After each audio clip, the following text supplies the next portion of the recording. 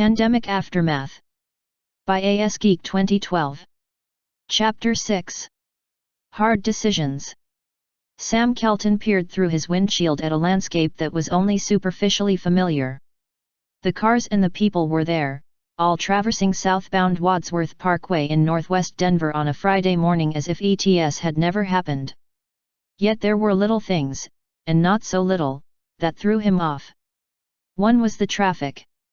Wadsworth had always been a bottleneck as one of the few north-south arteries on that side of town. Even on the weekend, one could count on jams. Yet the morning rush hour was as light as it might have been late on a Sunday evening before ETS. Sam could appreciate it if he were commuting to a job, except he didn't have one. The other was the cars themselves. He could always count on seeing a mix of everything from shiny brand new vehicles which still had temporary plates to old beaters you could hear from 100 feet away. Now, everything seemed old and used up, much like the city itself. What had been the heart of Denver's upper middle class either had moved out or were sporting hooves. Or they were like Sam, too hard-headed to leave his city of birth and choosing instead to eke out a living doing odd jobs, even if it meant helping ponies, until things got better like the government was always promising. He had pinned his hopes on the Limited Pony Homestead Act and its resettlement clause, until he discovered that Denver had been declared an exception, its status left as disputed. Just another way for the government to look like it was doing something when it was just making the status quo official. His sister Beverly was also a consideration. He had no means to contact her, which left it up to her. That would be more difficult if he moved around. He stopped at the light. Signs for I-70 up ahead had been amended with the words "Now open through Colorado." Most of the cars that had accompanied him this far were queued off to the right for the on-ramps. He glanced to the left towards what had been a thriving mini-mall only to see shuttered stores and empty parking lots. Sam frowned and gripped the wheel tighter as the light turned green. He headed through the intersection and slowed as his car bumped across broken asphalt and steel plates. A sign declared unpaved road ahead, and another further on warned checkpoint ahead, be prepared to stop. He saw them before he had even read the sign, a contingent of National Guard soldiers stationed at the last of the asphalt he would see further south. One of them stepped into the path of the car and held up a hand, a weapon slung across his shoulder. Sam stopped the car and rolled down the window, waiting for the ritual to start.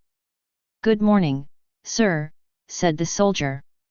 One of his compatriots led a bomb-sniffing dog around his car. "Do you have any firearms in your vehicle?" Sam placed an elbow on the car door and leaned his head on his hand. "No," he said in a tired voice. "Are you carrying any explosives or toxic chemicals?" "No." "Do you have anyone else in the vehicle with you other than yourself?" Sam paused, but only because of the change in routine. No, I don't." "Please state your business in the pony sector." "Grocery shopping," Sam said in a flat voice, deciding to break with routine on his side as well just out of spite.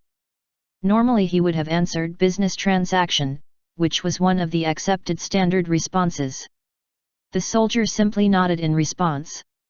He looked towards his compatriot with the dog, who signaled that the car was in the clear. The soldier turned back to Sam. "Please take it slowly. Speed limit is 20 miles per hour, road dead ends 2 miles ahead. Please watch for ponies on the road.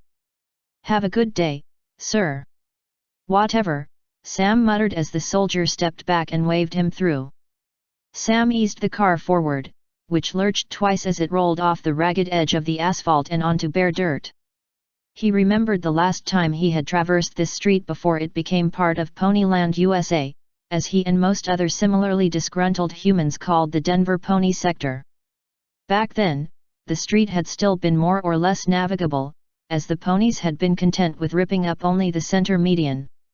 Only when order had completely broken down in the city did they throw all sense of rationality to the wind and rip up everything that prevented their earth ponies access to the soil. What had once been a 4-lane avenue of asphalt and concrete was now reduced to a narrow dirt road. For some stretches, the sidewalks were still intact, marking the former boundaries of the old street. Wooden poles had since been installed to restrict vehicles to a path only wide enough for a single lane of traffic in each direction so that ponies had room to travel more safely on hoof, as they preferred packed earth to concrete. It once ran nearly its full length and width despite remaining unpaved, so that even after this part of Denver had become a pony haven, humans could still traverse it. That had ended with the death of a dozen ponies after a human went on a drunken rampage with his pickup truck. The ponies closed it off for their own protection, and after the treaty with Equestria was signed, the National Guard was stationed all along the border with the human sector to prevent any further incidents. The only real option for anyone traveling south through the pony sector was I-25, which had remained intact. He saw his first ponies off to his left. What had been a large municipal parking lot was now a field in which stalks of grain grew. Earth ponies were busy harvesting and preparing the soil to lay dormant for the coming winter. More ponies appeared along the side of the road, many of whom smiled and waved at him as he passed. He was not feeling in enough of a charitable mood to wave back. This route forced him past his old neighborhood, his place of his birth now an alien landscape. They had chosen to destroy everything that gave the neighborhood its character, just to satisfy some stupid idea of an idyllic, simple lifestyle. He had heard that the ponies had preserved some of the more historic parts of the city, but he supposed his parts were not considered important enough. A car passed him going the other way. He braced himself for a cloud of dust to be thrown into his view, but most of it remained low to the ground. He should have figured, the dry spell in the human sector had little effect here. There had been days where his neighborhood had been bathed in bright sunlight with humidity in single digits only to see the pony sector swathed in clouds with dark shafts of rain falling from them. The road opened up into a large cul-de-sac, where about half a dozen other cars were parked along its periphery. Ringing the cul-de-sac were stands selling grains, fruits, and produce. A large sign declared last harvest of 2023. Stock up for winter now. The term selling was used loosely here, but they did expect some effort to be put into whatever was done for them, and they were the sole judges of how many goods were worth that effort. Despite ponies being generous to a fault in this regard, he once got 2 weeks' worth of produce for repairing a gold locket chain. Several rather burly earth ponies patrolled the stalls in case a dispute over a transaction turned violent. Sam pulled over and killed the engine. As he got out of the car, a breeze swirled around him and his vehicle like a miniature vortex as a Pegasus flew in a quick circle overhead, the smell of his car's exhaust dissipating. Sam didn't want a handout. He knew some ponies braved the human sector of Denver to deliver food and other necessities to needy humans at no cost, but Sam never took advantage of it. He felt justified in taking money from the government because he always thought his taxes were too damn high for what he got for them, so it was the equivalent of receiving a refund for services not rendered. Thus when he opened the trunk of his car, he revealed a set of picture frames that he had not only repaired, but had stained and polished as well, making them look better than new. He also retrieved a set of cloth sacks, as these pony marts were strictly bring your own bag. He threaded an arm through the frames and slammed the trunk shut before heading over to the produce stand run by an earth pony stallion with tan fur and a pale green mane, a splash of brighter green on his haunches in the shape of several sprouts. The pony had just concluded a deal with another patron before turning in Sam's direction and smiling. "Sam. Hello. Good to see you again." Sam tried to keep his voice cordial. Yeah, hi, Beansprout." He always felt silly saying a lot of pony names. They were ridiculous to him, they described things or jobs, not people. Beansprout suddenly gasped as his gaze fell on the frames. "Oh my god, those are beautiful. Hey, every pony, take a look at this." Sam gritted his teeth, and only the fact that his hands were full prevented him from face-palming. A few of the other ponies stepped away from their stalls to cast admiring looks on Sam's handiwork. "Oh, wow, those look nice," said another earth pony. "Absolutely gorgeous," piped a unicorn. "Beanie, you lucky pony, you're going to make me jealous," gushed another earth pony. "Look, I'm kinda in a hurry, okay?" Sam said a little louder than intended. He knew ponies tended to be friendly and supportive, but he was not in the mood. Sorry about that, said Beansprout. He gestured to the unicorn. Can you set these beside the stand? Sure thing, piped the unicorn mare, her horn glowing. Sam jerked his arm away the moment he no longer felt the weight of the frames against his shoulder, as if afraid the magic might somehow contaminate him. Equestria swore up and down that secondary exposure to magic had no ill effects, and no scientist had yet to discover cause to doubt this, but it still made Sam nervous. It had taken him some time just to ignore the fact that much of the food he consumed had been nurtured by magic. Beansprout stepped back into his stall as the other ponies returned to theirs. You're lucky you came early, we're expecting a big turnout today. Yeah, well, it helps when I don't have to worry about a job to go to, Sam grumbled. Beansprout's ears drooped. Sorry. Sam sighed. Pay no attention to me. Let me just get my stuff and, He looked over the proffered goods. They were what he had expected, heads of lettuce, batches of carrots and celery, clumps of tomatoes connected by the part of the vine they had been on, but the presentation had changed. Most were tied with luridly bright pink ribbons with little red hearts on them. Sam flicked the end of a ribbon with his finger. What's the occasion? Beansprout smiled. Equestrian cloth. It's needed to hold the enhanced preservation spell. Sam raised an eyebrow. It's to keep it fresh longer, said Beansprout. I thought the preservation spell was put right on the food itself, said Sam. But this one is designed to work with refrigeration. With either alone, it would stay fresh for about 2 weeks or so, depending on the produce. With both together, it can stay fresh for months. Sam gingerly picked up a batch of carrots. The ribbon doesn't have to be all that tight, it just needs to be touching the produce, said Beansprout. Sam glanced at the sign which stated no more than 3 of any one item to a customer and did the math in his head. There's no way I can buy enough to last through the entire winter. The idea is that you'd buy human-produced produce as you can afford it and use the magically preserved ones more sparingly, Beansprout said in that delicate tone he always used when implying the destitute status of a customer. Sam dropped the carrots into one of his bags. Guess I got no choice. Well, if you want less magic, there's the dried fruit stand. I hate dried fruit. Oh. But like the magic, Sam figured he would just put up with it. It's fine, let me just get this done so I can get out of your hair. This'll probably be the last time you guys will be here anyway. Actually, we're planning to set up stands in the winter, too, said Beansprout in a bright voice. We've made a deal with some pony communities and human farmers who have sheep. We'll be offering all sorts of warm woolen clothing for the winter. The Pegasi have told us it's going to be a really cold and snowy one this year. Whatever, Sam grumbled as he finished filling his bag with 3 of everything before moving on. Have a good day, said Beansprout, though Sam had already turned away and did not acknowledge it. The pony running the dried fruit stand was droning on about how he was running a special for anyone who would be willing to refurbish some mechanical equipment for them when he felt a tug on a corner of his jacket.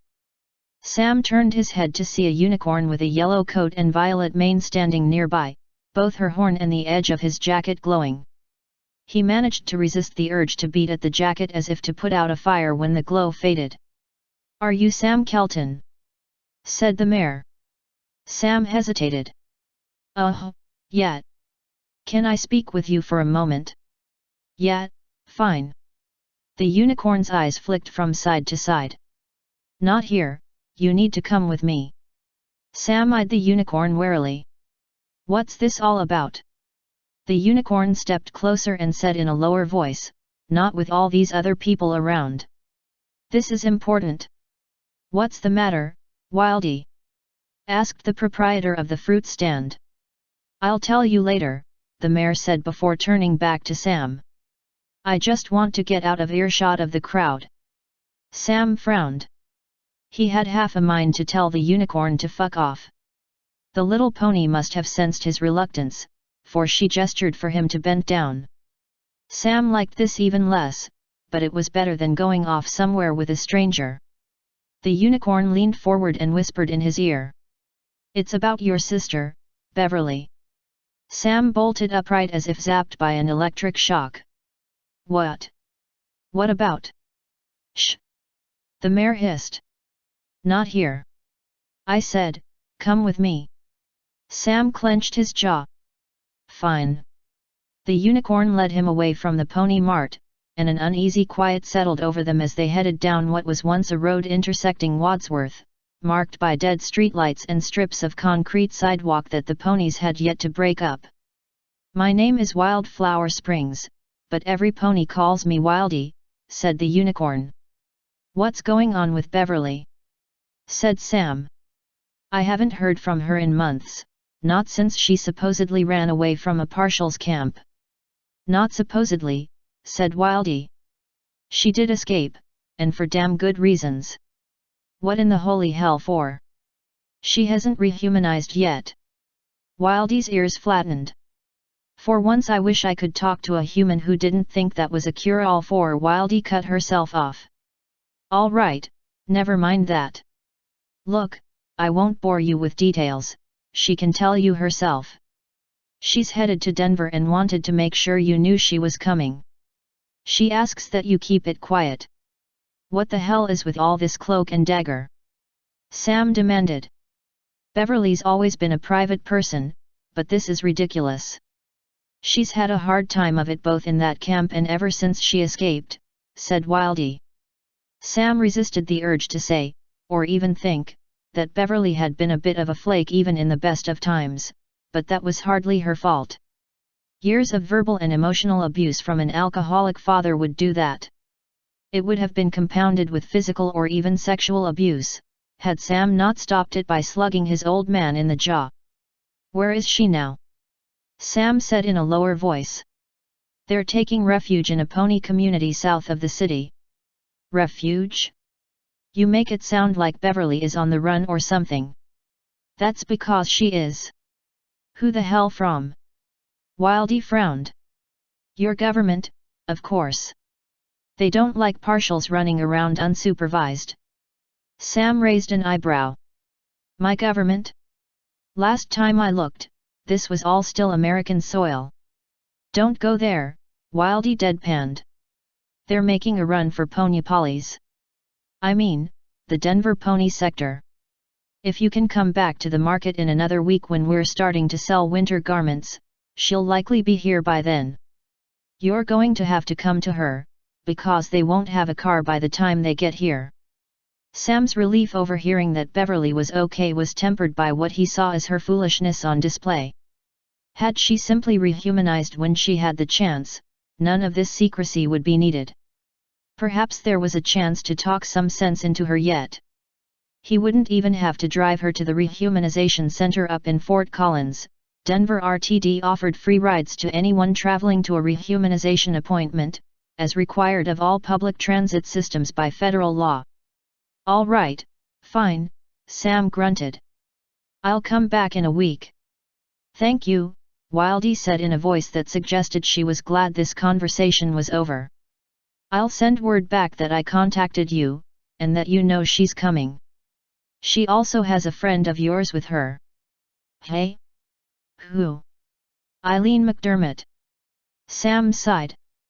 "Wonderful. Why am I not the least bit surprised?" Asterisk. Floor 6, the synthesized female voice of the elevator intoned just before the doors slid open, disgorging first the company executive and his entourage, then Connie, 2 reporters, and a cameraman looking almost as bored as she was. The executive, whose name Connie had already forgotten and now tried to take a surreptitious glance at his ID card, led them into the main office area of the floor, where nearly every cubicle was full. "As you can see, Mayor Morgan, we've managed to make the transition back to Village Center fairly smoothly, in no small part thanks to your tireless efforts." Connie smiled, though she knew such high public praise was simply a buttering up for some political request later. "Much of the effort was on your workers' part. From what I heard, your temporary offices in Fort Collins were rather cramped. The executive, Tim something or other, now that he had turned around to face her and his card swung into view briefly, made a disgusted noise and said, "It was quite horrid. 3 people to a cubicle sometimes." A few employees threatened to quit despite the dearth of jobs in the IT sector in this part of the country. It did at least ensure we were closer to a rehumanization center. We still lost some top talent to ETS but managed to gain a few back. Connie refrained from noting that they were not as concerned about top talent when they had implemented layoffs in the wake of ETS like many other companies. However, everyone was in the same boat, chunks of the customer base who no longer had a need for what many industries were selling. Cable TV, in the case of Tim's company where she was doing a goodwill tour, had vanished almost overnight. Revenue had crashed hard, and profits had evaporated. Tim put on his best public smile. "Still, your office worked closely with my company to make this happen. Thanks to you, this entire building may once more be populated again. We're hoping to call on your support for our future endeavors." Here it comes, Connie thought. "I have heard that you've been working on a rather hush-hush project." "Yes, and there is no time like the present to reveal it." The reporters were definitely listening now, and the cameraman was focused on Tim. He smiled at the camera as he said, "We are pioneering a program to reach out to the pony communities along the Front Range in hopes of bringing them back into the customer fold." With the camera no longer on her, Connie allowed herself to raise a dubious eyebrow. "Several manufacturers are now planning products that they believe ponies will want," Tim continued. "They hope to time their emergence in the market with equestrian plans to reintroduce the use of currency to the ponies of the West. We plan on teaming with those manufacturers to offer a platform for their advertising." Connie had heard of far-fetched plans before, but this took the cake. Did he seriously believe he could get ponies watching cable TV again? Never mind all the cord-cutting that had been going on by humans even before ETS. "My company, along with the aforementioned manufacturers, piloted a similar program in our footprint in parts of the South with some good success," said Tim, showing off his perfect white teeth as he smiled for the reporters. "We see no reason we cannot repeat that endeavor here, especially now that the ponies themselves are reaching out." So that explains it, Connie thought.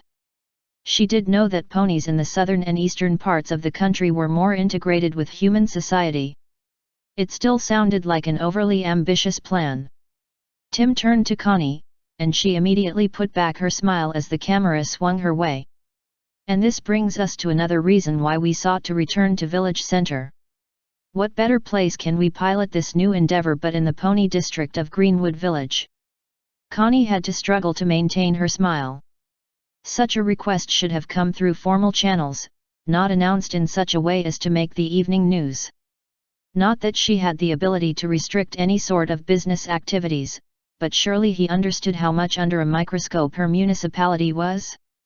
Of course he did, she realized with some irritation. That's why he was putting her in this position. "Do you have any comment, Mrs. Morgan?" one of the reporters prompted. Connie gave what she hoped was a good-natured chuckle. "I admire the effort that is being put into this idea," she said in a diplomatic tone. "I've gone on record as saying I would like to see pony communities more integrated into the U.S. economy. I believe we have a lot to offer each other." Her cell phone vibrated. She reached into her pocket and pressed the button on the side to silence it. "At the same time, I do believe we need to move cautiously," Connie continued. "Ponies in this part of the country have made a distinct culture for themselves, and we need to respect that. I've never come across a culture in this country that would turn down a good business opportunity," said Tim. "And I doubt the people of this city feel any different. Wouldn't this fit into your plans for more economic unity, Mrs. Morgan?" asked the other reporter. Connie's phone vibrated again, this time indicating a text message. Where she had given explicit instructions to certain people to send her a text as a follow-up to a failed attempt to reach her by voice if there was an emergency, she felt compelled to answer it. The last time it had happened prior to ETS was when Christina's school had gone on lockdown after a report of someone wielding a gun near the campus. "Excuse me one moment, please," said Connie as she withdrew her cell phone. Instead of Christina's school, it was from Ted. "Contact me at once." Code Indigo. Connie felt a chill. Code Indigo was a passphrase Connie had worked out with her staff and the city council whenever they needed to bring a terrorist threat to her attention. "I'm terribly sorry, but I've had something come up that needs my immediate attention. I'll conclude by saying that I wish Tim and his company the best of luck in their endeavors, and that my office will offer whatever assistance is deemed appropriate for furthering human and pony relations." She turned away, ignoring the cacophony of questions thrown at her in her wake. She ducked around the corner to the elevators, but passed them and headed into an unused conference room. She stepped carefully to the side so as not to be seen from the hall. She issued a response text, "Call me now." While Ted used human technology, he was still limited in how he could handle it. She had to wait for him to maneuver his phone into a position where he could manipulate it with a stylus in his teeth. She answered as soon as it rang. "Ted, what's going on?" Connie demanded. "Look, this may be nothing," Ted replied. "Nothing?" Connie said sharply. "You don't do a Code Indigo for nothing. I had to cut short my visit to Village Center for this, and at a very inopportune time. I'm really sorry, but I didn't want to take any chances." Connie sighed. "Sorry, I'm a little on edge." "What is it?" Ted described his run-in with Jason and the questions he was asking. "Are you sure? And why didn't you tell me this last night?"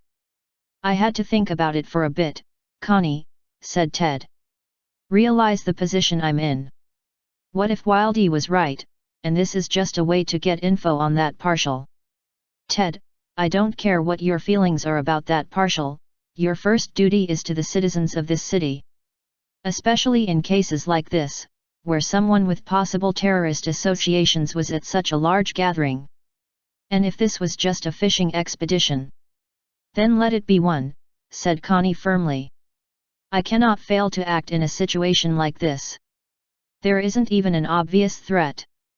I didn't want to pull you into this in case it was an attempt to." "I get it," Connie said in a terse voice.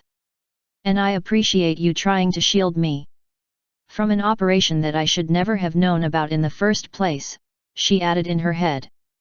"My office did receive a bulletin recently about possible terrorist activity in and around Denver. Is this the same one?" "I have no way of knowing," said Ted. "Jason was not exactly on the up and up about revealing he was an FBI agent. That alone seemed a bit suspicious to me. All you have to do is give me the name of the guy you spoke to, and I'll pass that on to Jason." Connie frowned. It was not as easy as that. If it came to light later that she had information on a threat and failed to act in an open and above-board manner, it would come back to haunt her later, from her own conscience if not the law. "No, I'll inform the FBI myself." "But that could link you to..." "Ted, please, do me a favor," Connie said in an exasperated voice. "Forget for the moment you're a pony. That's like asking you to forget that you're human. Humor me, please, at least for long enough as it takes you to see the other side of this." Ted paused. "What are you talking about? Did it ever occur to you that the FBI might have legitimate reasons for pursuing this partial?" Connie asked. "You said yourself that there was a partial boy right in front of Jason's nose, and he didn't so much as bat an eye about it. Maybe he was telling the truth when he said he wasn't there for just any partial." Ted sighed. "I don't want to be at odds with you over this." "I'm not going to tell you to stop," said Connie. "Just don't expect me to think that what you're doing is all right with me. I think you're taking a big short-term risk for very little long-term benefit."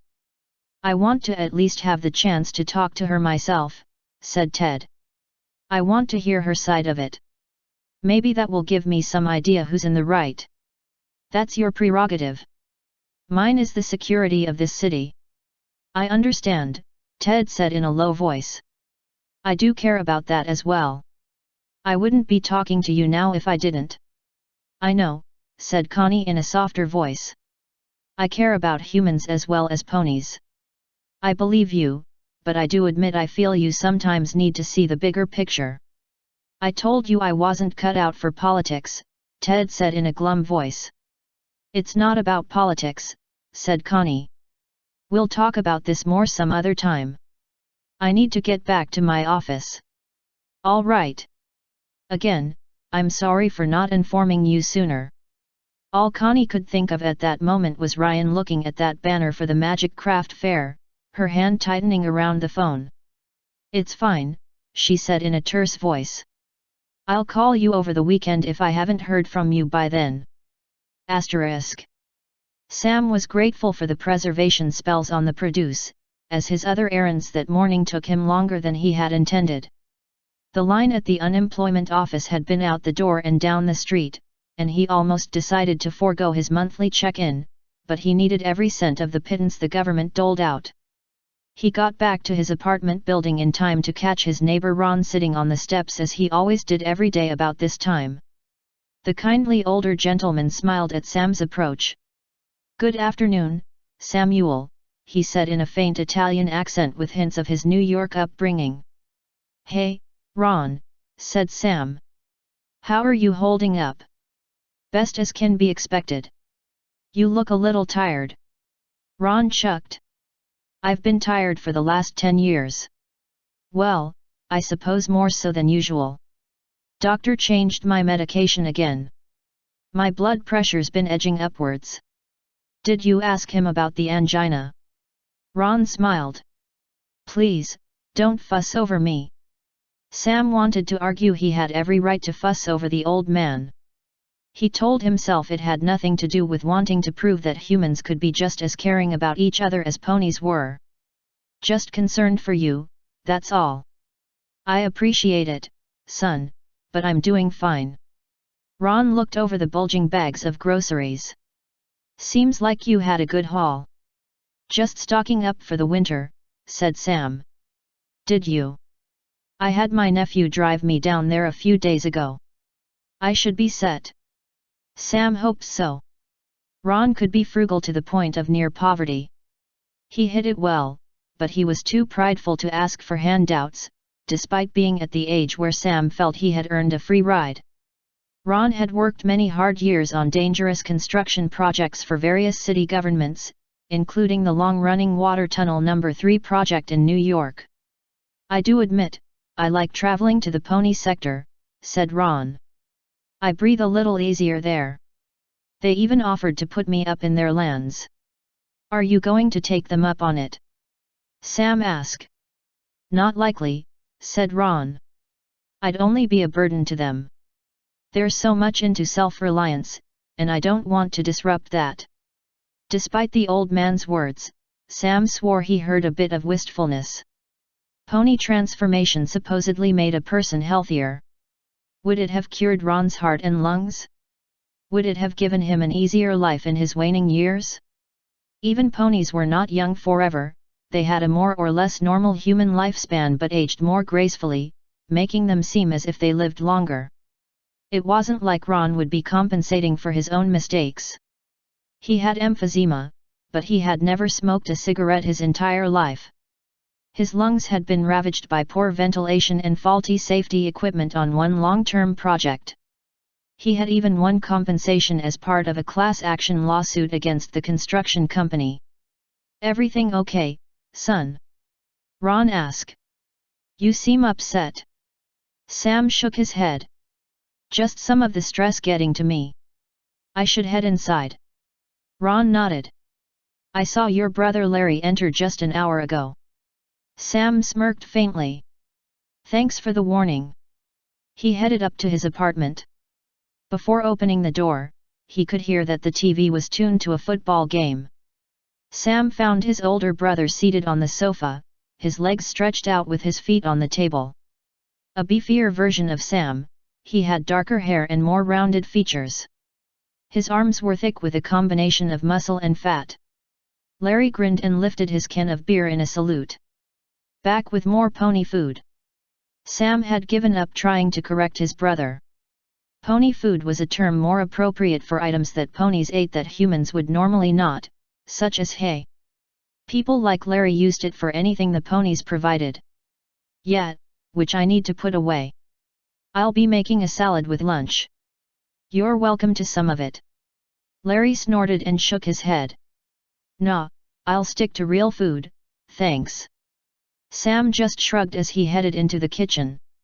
Hey, bro, can you spot me some cash? His brother called out from the living room.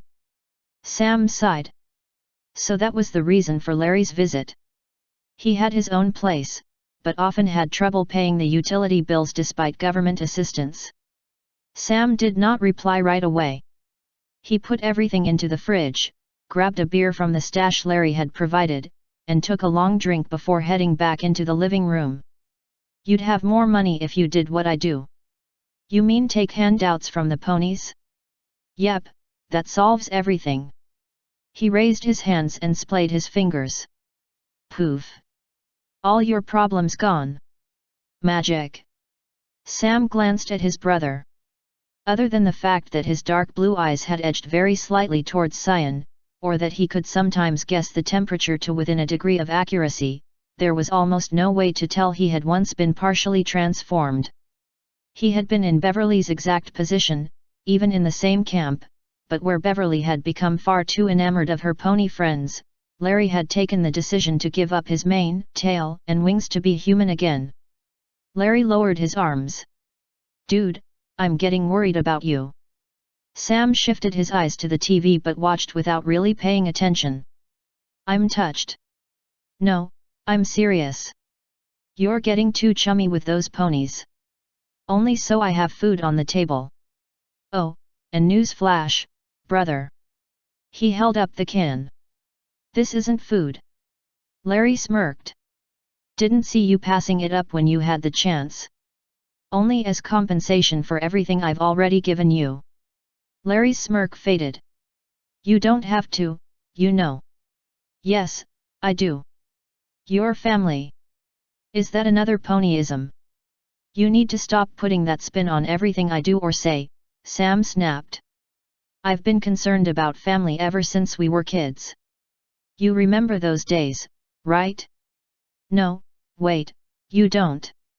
You left. Sam fumed into the ensuing uncomfortable silence. He had told himself he wouldn't throw that back in Larry's face again after all these years, but he was stressed to the breaking point. Not fair, dude, Larry deadpanned. I had my reasons. Yes, which I've heard over and over again. Still doesn't change the fact that I was left to protect Beverly all on my own. Which you did. I'm damn proud of you for that, even if she did flake out later. She doesn't need that sort of talk, Sam said. The last thing she needs is to wind up in another toxic environment. What the hell are you talking about? You see her in the room? Not yet. Larry raised an eyebrow. You heard from her? Sam hesitated. He had not wanted to discuss this until he had learned more, but his irritation at his brother had boiled over. Yes. She's on her way to Denver. Larry set down his beer. Well, it's about time. Don't get any ideas, said Sam.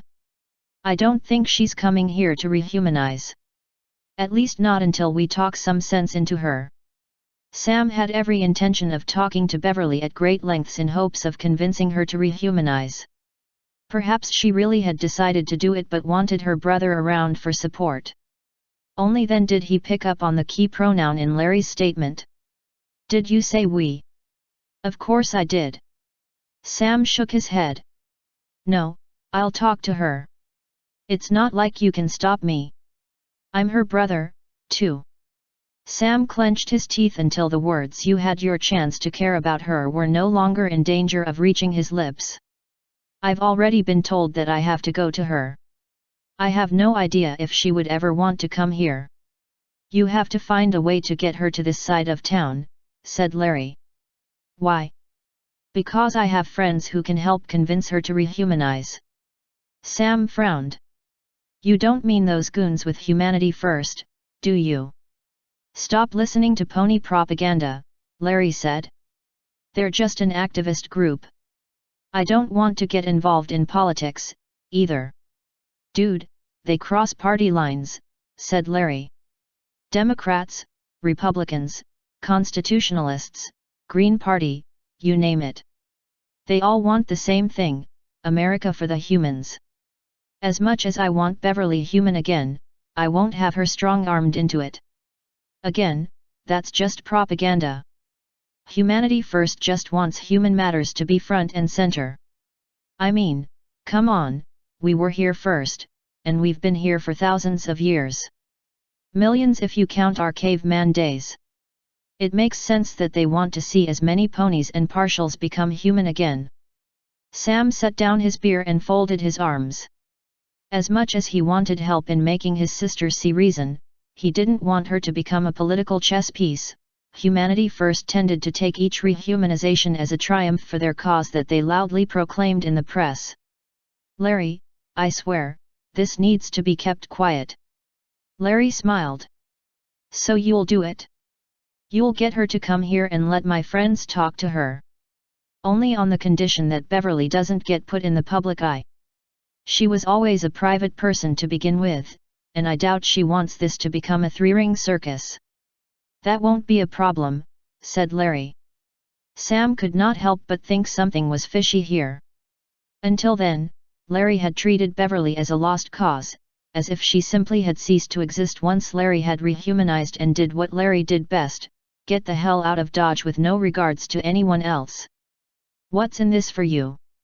You really have to ask me that. Yes. Larry sighed. Fine.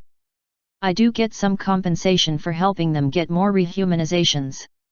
Sort of like a finder's fee. Yeah, that's the Larry I know, Sam said in a sour voice. She's a meal ticket for you. Look, can you blame me? I'm not the only one in this room living hand to mouth. Sam wanted to claim that he at least was doing some sort of work to earn what he got from the ponies, but that would just lead to another drinking the pony Kool-Aid argument. She's my sister, okay? Larry said.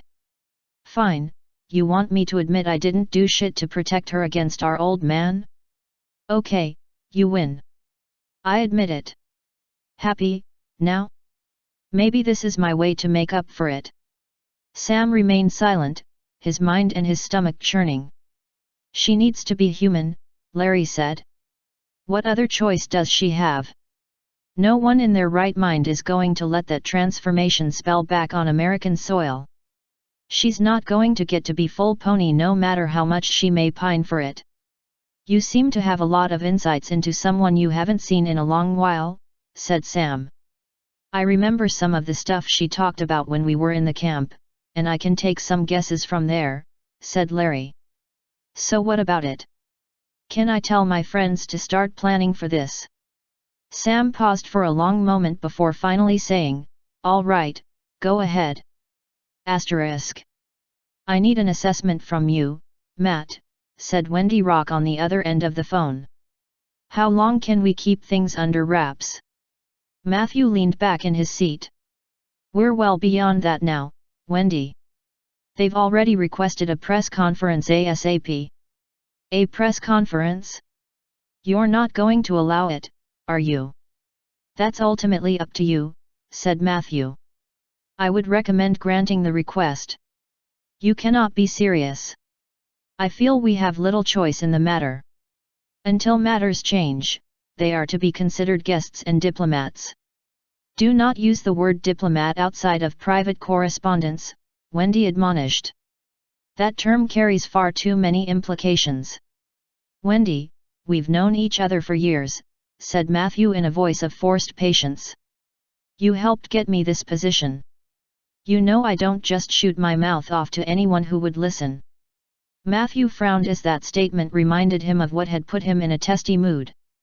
He didn't need any more loose cannons in his network, and yet they continued to pop up. He would have a choice word or two to say to his senator friend when the man deigned to return his call. We're in a very delicate position right now, and my meeting with Princess Twilight made it all the more precarious," said Wendy.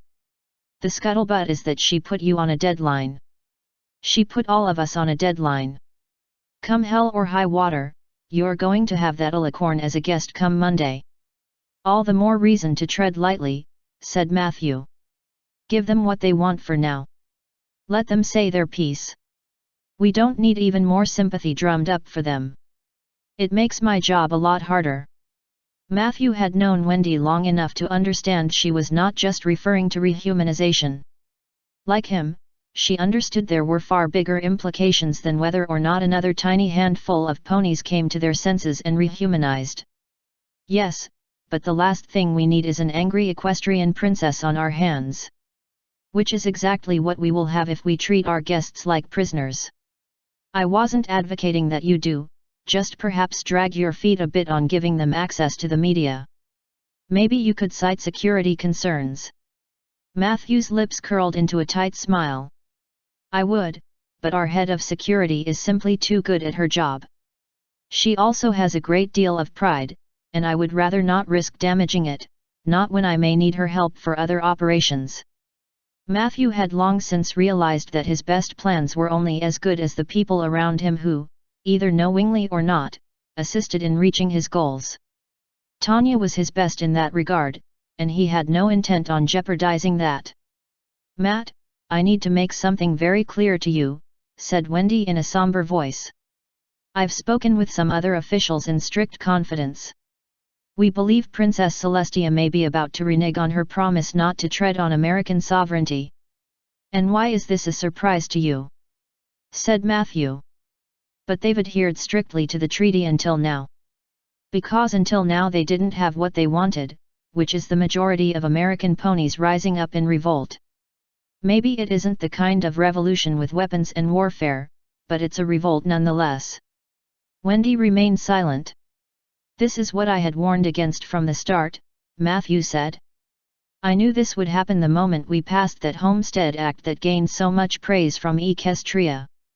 It was what led us to this point, giving those ponies a sense of entitlement that they otherwise—" "Enough," Wendy snapped.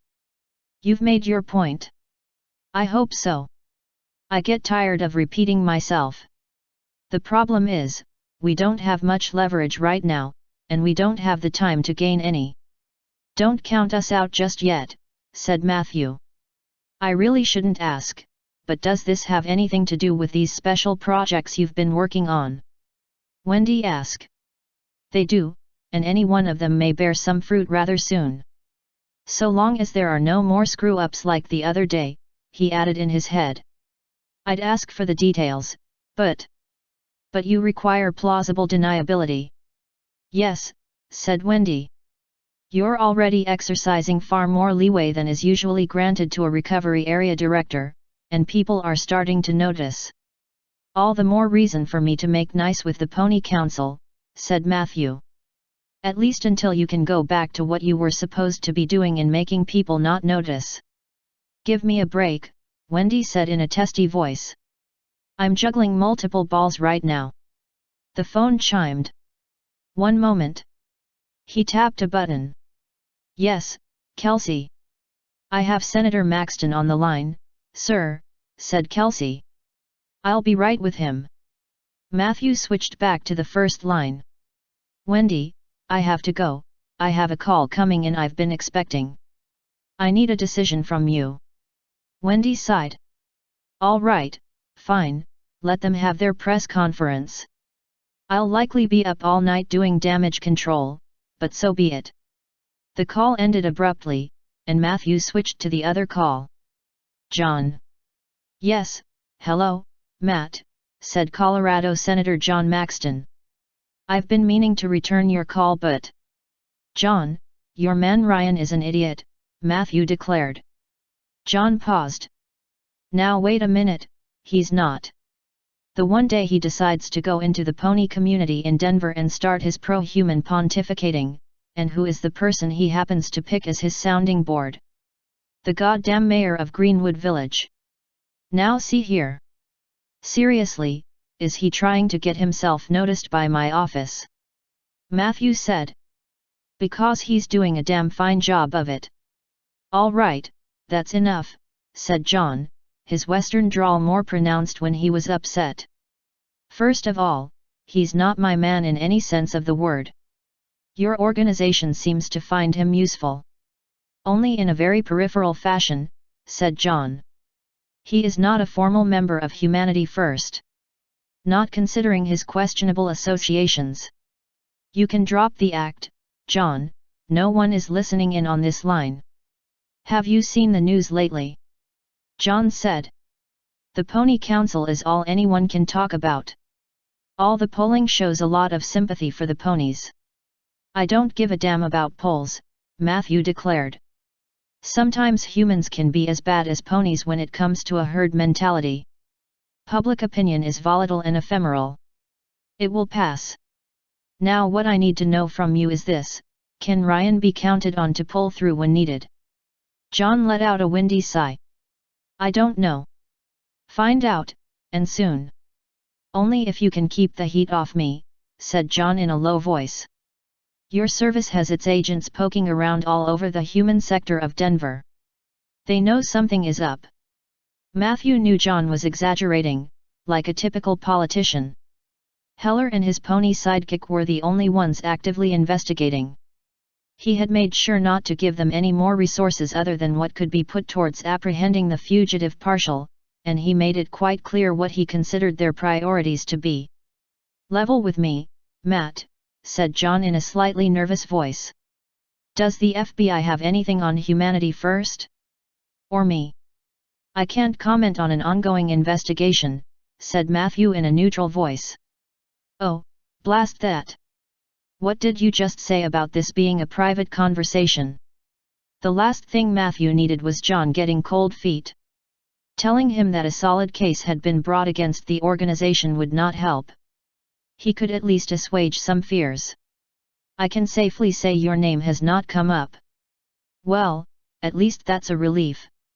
The only thing that's going to bring any sort of relief is opening people's eyes to the danger of giving ponies any more leeway than they already have, said Matthew. We need something to show that their message of friendship and harmony is not sufficient to eliminate all suspicion of their motivations. You don't need to go any further than hearing a typical Shimmerist spout off about the evils of humanity, John said in a sour voice. The irony of the situation was something that Matthew would not give voice to. In Matthew's opinion, the Shimmerists were the most human of the transformed. To vilify those who do not follow your own culture was something humanity had been doing for millennia before the Shimmerists put their own spin on it. It goes beyond the Shimmerists, said Matthew. If ponies ever were to run their own affairs apart from humanity, they will ultimately start competing with humans for land and resources. They want more powerful magic, something we can't directly match right now. You don't have to tell me this, said John in a tired voice. It's part of Humanity First's platform. Magic does not belong in this world. It can only cause this planet more harm than good. Hell, we even have some environmentalists in the organization who are concerned about what havoc pony magic could do. Maybe we don't see it quite in terms of competition. You should, Matthew said. Right now, humans have the edge. If pressed, we can protect ourselves with weapons of war that ponies cannot match. That situation could change, and then what? Use those weapons preemptively and initiate a bloody conflict no one wants, or just let pony society steamroll over humanity. I want to avoid anyone having to make that decision. As much as I want to see the use of magic limited, is it really as dire as you seem to think it is? John asked. Even Equestria has claimed that magic has its own inherent limitations. How much can we believe what they're telling us? We have no means to verify what they're saying. For all we know, they could have the magical equivalent of nuclear arms. You can't tell me that some progress hasn't been made, John said. I've heard the scuttlebutt going around the inner circles in Washington. Secret labs they've furnished to certain unicorns, and one of them a goddamn Shimmerist no less. What the hell were they thinking? Matthew knew of the particular unicorn to which John had referred, a pony named Sunset Blessing who had combined her Christian upbringing with her transformation and started preaching about how it was God's gift to humanity. Like Ryan, Miss Blessing serves a purpose. She understands the need to keep powerful magic out of the control of those who would misuse it. And yet she still promulgates the same bullshit the Shimmerists do, that the Earth should become one big happy pony commune. We're getting off topic, Matthews said. Has anyone actually figured out how magic works? John asked. Matthew wished his senator friend realized who was really in control. Normal protocols be damned. Not to mention he was venturing into territory Matthew wanted to keep under wraps for now. Also, the irony did not escape him that one of the more prominent members of Humanity First could talk out of both sides of his mouth, condemning magic in one and wanting it in the other. Not yet, but there are some theories. Again, that's not the topic of our discussion. I need you to exercise better control over Ryan, at least until he's served his purpose. I'm not his keeper, but I'll do what I can, said John. See that you do. The situation is already precarious enough. Do you at least have plans in place at your end? Yes, my organization has submitted the paperwork for the permit earlier today, said John. Hopefully thanks to Ryan's screw-up it won't be rejected, Matthew grumbled. They wouldn't dare, not with the mayor under the microscope for her obvious pro-pony sentiments, said John. We have lawyers ready to scream First Amendment violation. You better be right, said Matthew. I don't want this operation to fail. Asterisk. Connie dashed into her office not 5 minutes ahead of her appointment. She had not hesitated in her pledge to contact the FBI, having called them while still traveling between appearances at other companies in Village Center. They had promptly insisted on a face-to-face meeting later that morning, forcing her to scramble to rearrange her schedule. As soon as she dropped hard into her chair behind her desk, she saw she had a missed call. She picked up the phone and dialed back. Greenwood Village City Clerk's office, a familiar female voice answered. Emily, this is Connie, what's up? Connie said. Hey, Connie, thanks for the call back, said Emily. Wanted to run this by you before I decided to approve it. What is it? Permit application for a rally to be held by Humanity First. Connie sighed. As much as she loathed that organization, they had the same right to free speech as anyone else. While local governments in the United States had the legal right to require permits for such things, the circumstances under which they could be rejected was extremely narrow. Generally, only a clear danger of violence was sufficient cause. Well, it's not the first time they've held a rally in Greenwood Village, said Connie.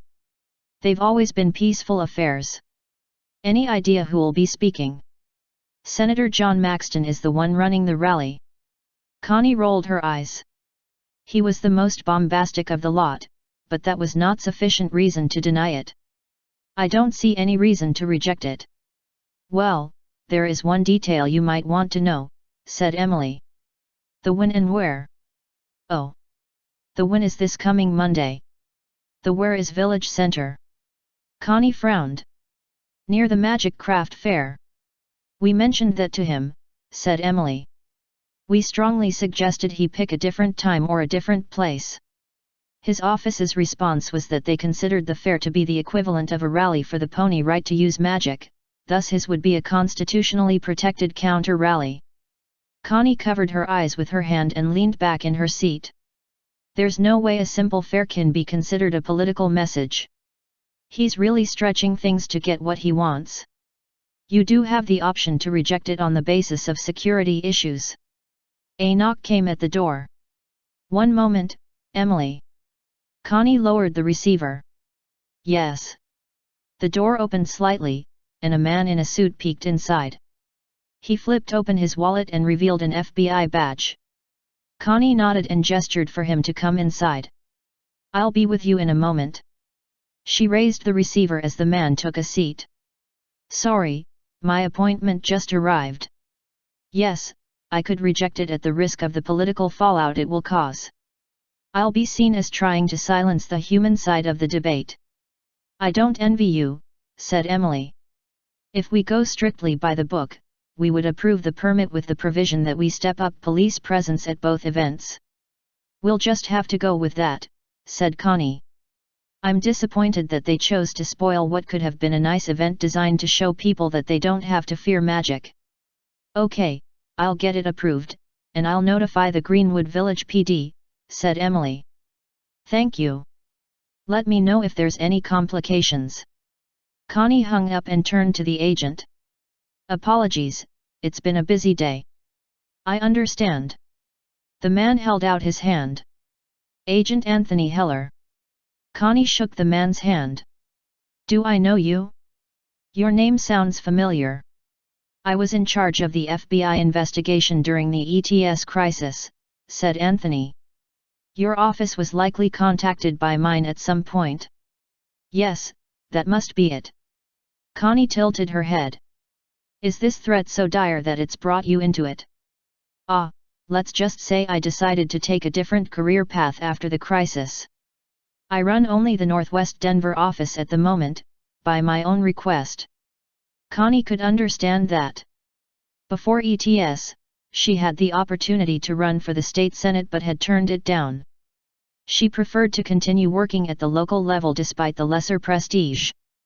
Well, lesser at least until recently, when it seemed like her little burg showed up in the news more recently. Even the national news sometimes mentioned events in Greenwood Village. Likely the reason humanity first chose to share some of that limelight.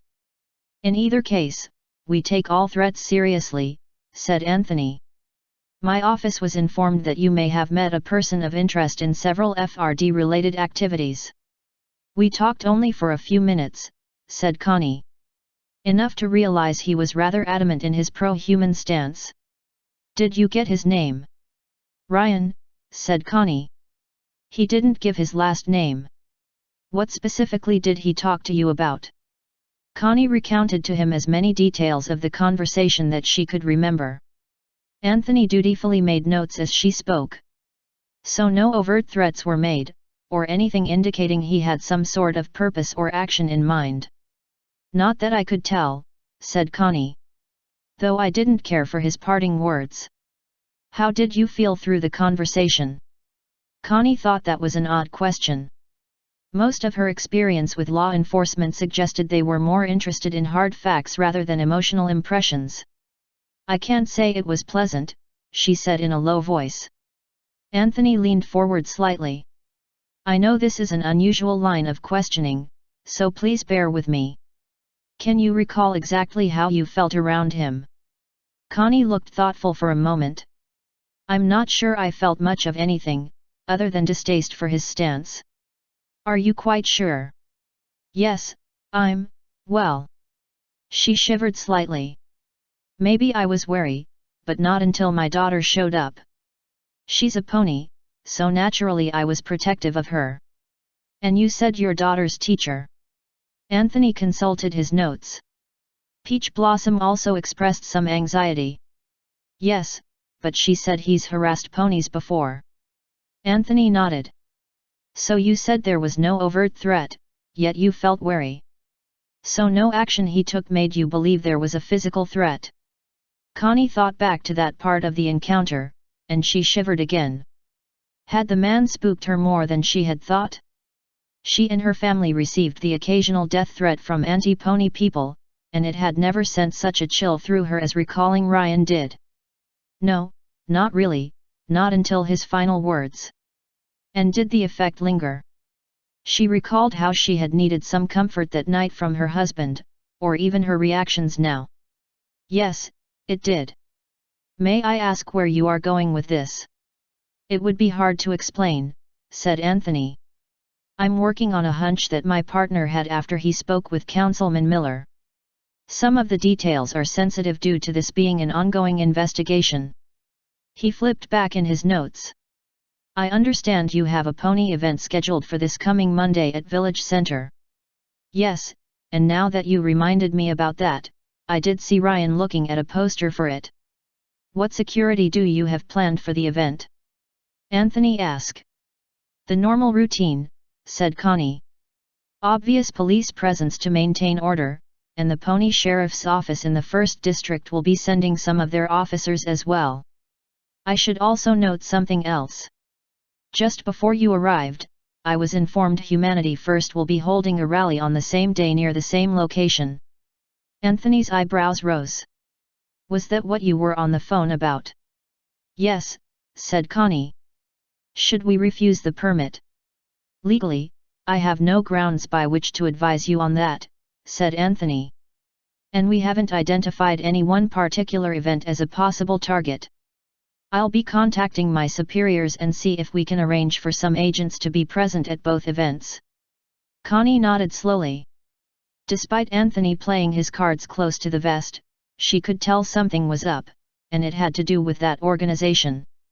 She couldn't recall a time when a Humanity First rally ended in violence that was not instigated by some outside group, and she sincerely doubted the ponies of Greenwood Village would furnish a provocation.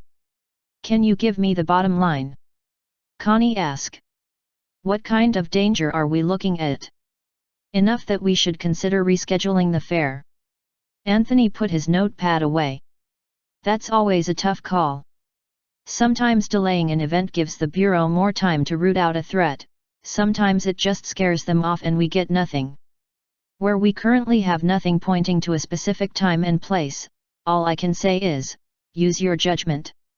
He stood. On that note, it would be best to share this information only with trusted staff. Naturally, I can't require you not to tell the media about this, but I would advise against it. Connie nodded. I understand. There's no point in creating a panic. Just keep your eyes and ears open, said Anthony. He handed her a card.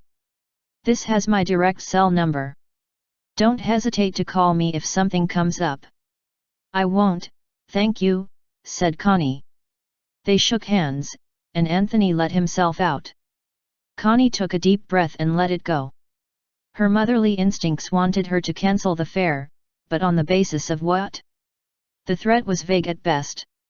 Yet the timing of the Humanity First rally was suspicious, and she wondered if the FBI thought so as well. She had to let the fair continue. To her, it was another step towards acceptance of ponies in human society. To cancel it would be giving in to those who just wanted the problem to go away in the worst possible way. Author's note. Next update will be September 9th due to both the upcoming Labor Day holiday weekend in the US and a need to do some reorganization of upcoming chapters. End author's note. End chapter 6. Hard decisions.